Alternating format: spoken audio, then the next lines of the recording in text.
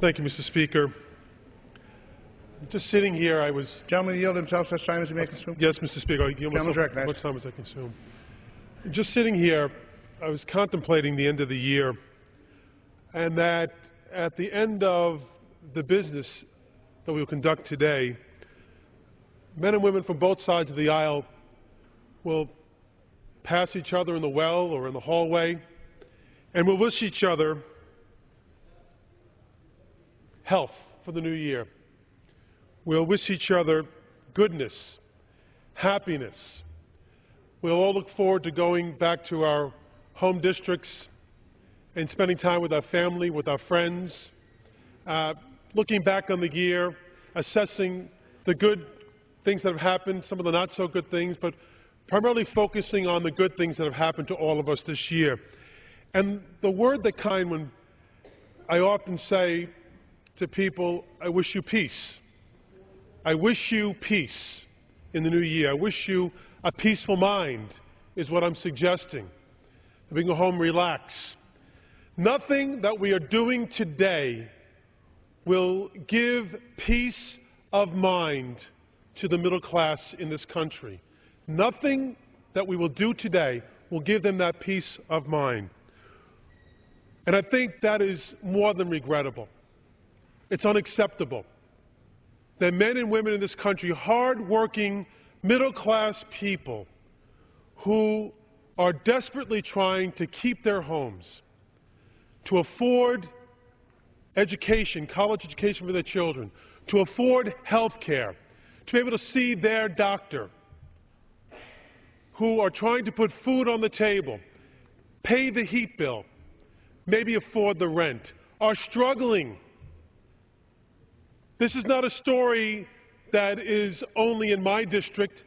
This is a story of middle America in every district, be they Democrat or held by a Republican. Now, what we've seen over the past few months is a complete turnaround. 2 months ago, my colleagues on the other side of the aisle rejected the President's proposal for a payroll tax cut for the middle class. And now we're coming to the end of the year, and we're running out of time. And my friends on the other side of the aisle have had a conversion. They now see the wisdom to extending this payroll tax. But now you're criticizing us because we have a bill before us that has passed in a bipartisan way in the Senate, 89 votes, that will extend this payroll tax reduction for the middle class additional 2 months. Now, I can understand if that was all we were going to do, you can complain about it.